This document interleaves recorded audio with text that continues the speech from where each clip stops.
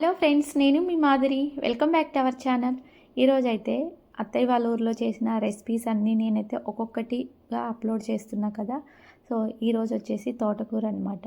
ఈ తోటకూర వచ్చేసి ఎంత ఫ్రెష్గా ఉందో కదా అండి.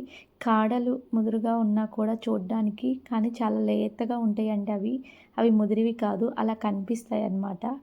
ఈ తోటకూరని ఇప్పటికిప్పుడే నేను ఫ్రెష్గా కోసి నీట్గా అయితే వాటర్లో అయితే క్లీన్ చేశాను అనమాట. ఇలా కత్తిపీటతోటైతే చిన్న చిన్నగా కట్ చేస్తున్నాను. ఇలా మనం కత్తిపీటతోటి తోటకూరని అయితే చాలా సింపుల్గా కట్ చేయొచ్చండి. ఎక్కువ ఉంది కాబట్టి చాక్తో కంటే కూడా కత్తిపీటతోటే ఈజీగా అవుతుందండి. నేనైతే ఇలా మొత్తాన్నైతే కాడలన్నీ ఒక పక్కగా పెట్టుకుంటూ ఇలా అయితే కట్ చేశాను. చాలా లేతగా ఉంది కాబట్టి చాలా ఫాస్ట్గా అయితే అయిపోయిందనమాట. మొత్తాన్ని తోటకూరనైతే కట్ చేసి పక్కకు పెట్టిన తర్వాత ఒక పెద్ద సైజు ఆనియను, పచ్చిమిర్చి కూడా కట్ చేసి పక్కకు పెట్టేశానండి. మనకు ఆకుకూర అనేది చాలా హెల్దీ కాబట్టి నేనైతే మొత్తం తోటకూర అంతా కోసేసి ఇలా అయితే కడిగి కట్ చేశానన్నమాట. సో పిల్లలకైతే నేను దొరికినప్పుడల్లా ఎక్కువగా ఆకుకూరలు అనేవి పెడుతూ ఉంటానన్నమాట. సో చూసారు కదా. ఇప్పుడు వచ్చేసి కర్రీకి సరిపడా ఆయిల్ యాడ్ చేసుకొని ఆయిల్ హీట్ ఎక్కిన తర్వాత మనము ఎండుమిర్చి అనేది ఎక్కువగా వేసుకుంటే మనకు కర్రీ అయితే బాగుంటుందండి. ఫస్ట్ అయితే ఎండుమిర్చిని వేసుకున్నాను. ఆ తర్వాత జీలకర్ర, ఆవాలు యాడ్ చేశాను. అవి కొంచెం ఫ్రై అయిపోయిన తర్వాత మనం ముందుగా కట్ చేసి పెట్టుకున్న పచ్చిమిర్చి, ఆనియన్ కూడా యాడ్ చేశానండి.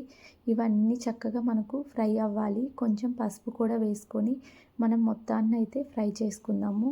మనకు ఆనియన్ అనేది చక్కగా ఫ్రై అయిపోయిన తర్వాత కొంచెం కారం కూడా యాడ్ చేస్తున్నాను. కారము ఆప్షనల్ అండి, ఇష్టమైతే వేసుకోవచ్చు, లేకపోతే మనకు పచ్చిమిర్చి, ఎండుమిర్చి ఘాట్ అనేది సరిపోతుంది. నేనైతే కొంచెం అయితే వేసానన్నమాట.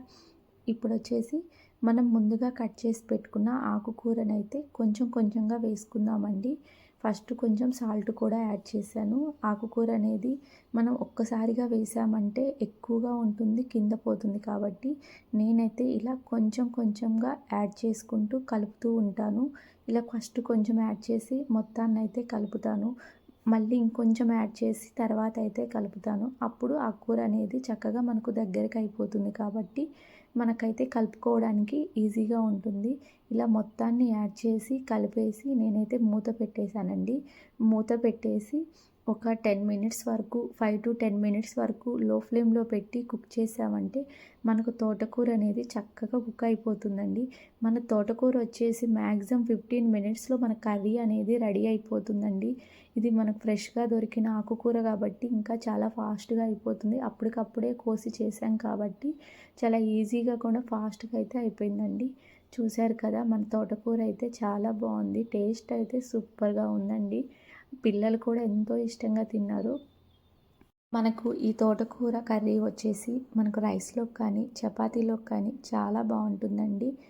మీకు కూడా నచ్చితే మీరు కూడా ఒకసారి ఈ తోటకూరనైతే ఇలా ట్రై చేయండి. అలాగే మీరు ఎలా చేస్తారో కూడా నాకైతే కామెంట్ చేయండి.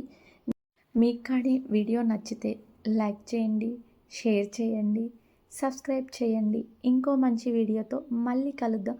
Thanks for watching friends.